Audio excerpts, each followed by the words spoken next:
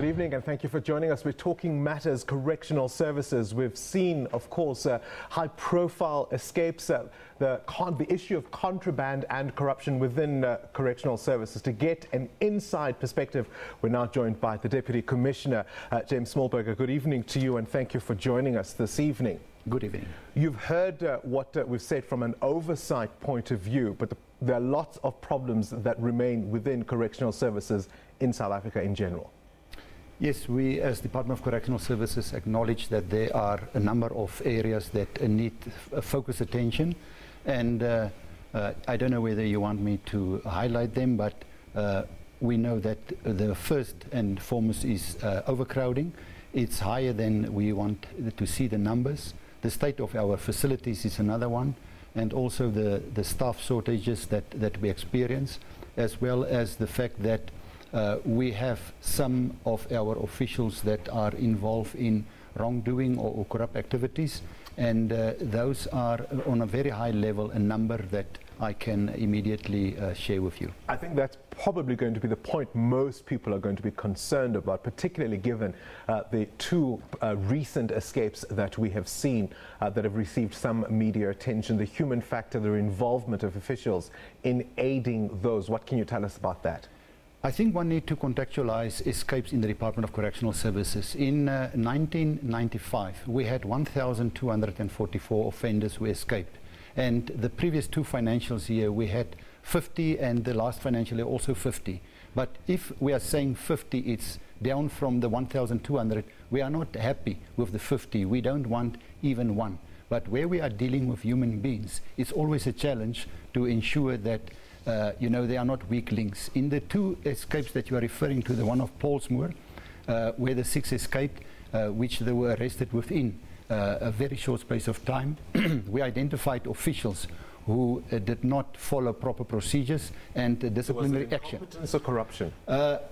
At this stage, we need to regard it not necessarily as corruption, but it's neglecting and floating the procedures and policies that we have. Incompetence, in other words? Not necessarily incompetence. We are still busy with those cases. The one of Johannesburg, I think it's a classic example where we are investigating those cases in collaboration with South African Police Service and the Hawks, and therefore the Hawks arrested 2 of our officials, and we have suspended in the meantime another 5 officials which are guilty of transgressing the laws, as well as those who are arrested by the Hawks, which I will not go into detail because we need to allow the case to unfold and take its course. You talk about people flouting procedures and obviously being involved in this. The perception is that corruption remains quite endemic in the system.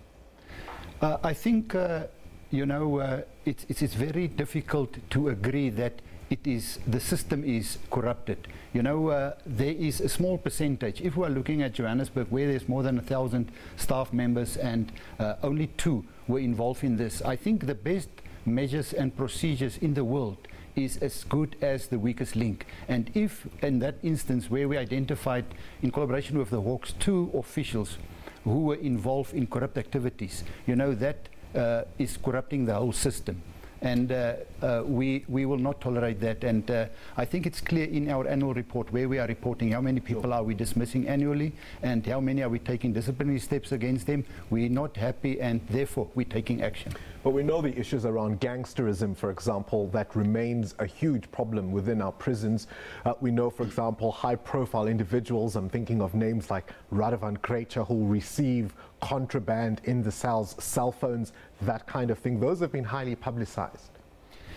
Yes, we are aware of those, and therefore we are making sure to put additional measures in place. And we have basically an environment that is controlled, and we have only basically 3 categories: is officials, the offenders themselves, as well as other service providers. So it can only be in those category of people who are floating the procedures, and I will not go into detail, but as we identify them in terms of the example you mentioned, we have already dismissed those officials who were involved in those activities.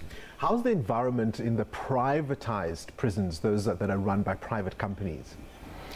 We have currently 2 of them, and You know, the facilities are state of the art, but I think you will remember that we even had during October last year 7 escapees from one of those private facilities.